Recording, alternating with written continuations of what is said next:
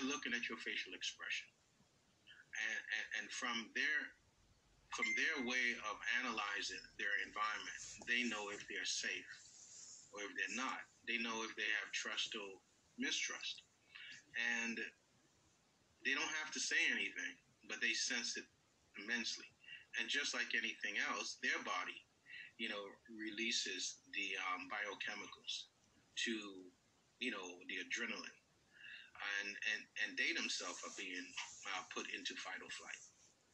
So it's the stress hormones, the cortisol that's released. Is dangerous across the board if we don't have a way to get it, to get it expressed. So my point in all of that is that when they see that, because we all argue as adults with our significant other, and we do all have challenges, but when they can also see the makeup in regards to the resolution, then they say, okay, so mom and dad, have these challenges, and they argue and they fight with each other. They're just raising their voice, but then on the next minute, babe, I'm sorry, that was wrong. I didn't consider your feelings in regards to that. I was feeling this particular way, and I didn't manage that and handle that correctly, and I'm expressing, that I was hurt, and it's okay for a man to be hurt, and I'm telling you I was hurt in what you said or what you did and so forth. But you know what? And then your partner comes back and says, once they are, not that it's any of their business per se, and it's not that you need to do that 100% in front of them, but when they can see those type of resolution taking place, it creates the homeostasis. It brings them back to balance. The parasympathetic kicks in, the body gets calmed down, and so on and so forth. So it's not that we're not going to have stressors. It's not that the body is not going to have challenges in our environment. It's not going to put us in really, tumultuous situations and dangerous situations, because we came from a hostile environment.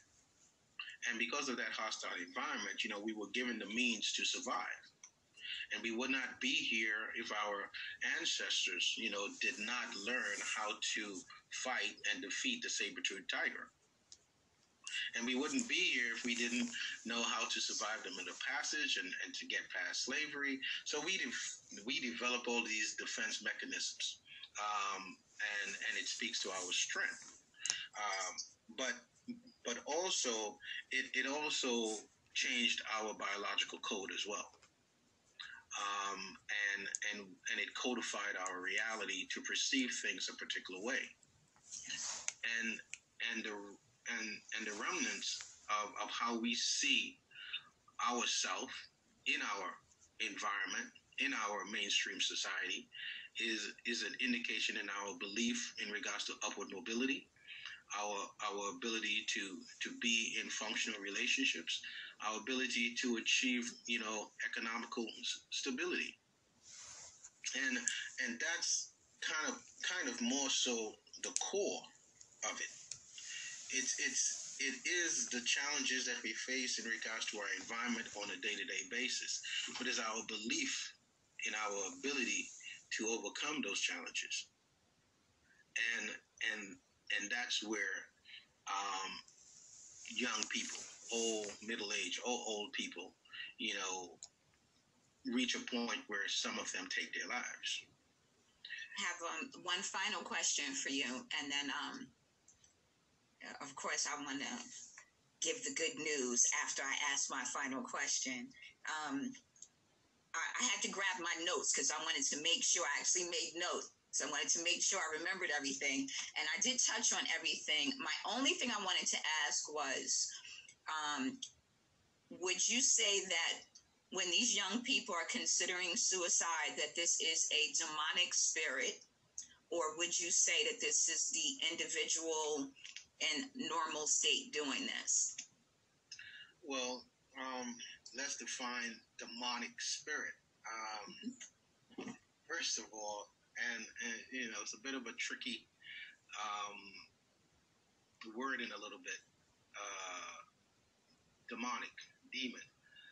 The notion that is something outside of divinity, something that can take hold of us and possess us, and in a sense, we have no ability to fight it and to defeat it.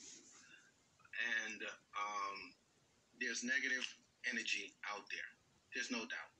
There's negative energy out there, but there is a more profound benevolent energy that dominates all sources, and it depends on where you put your thoughts and your energy in regards to cultivate. The possession of a demonic spirit taking possession of you could be, your belief system.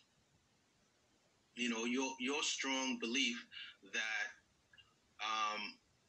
this is not me. This is outside of me. This is someone,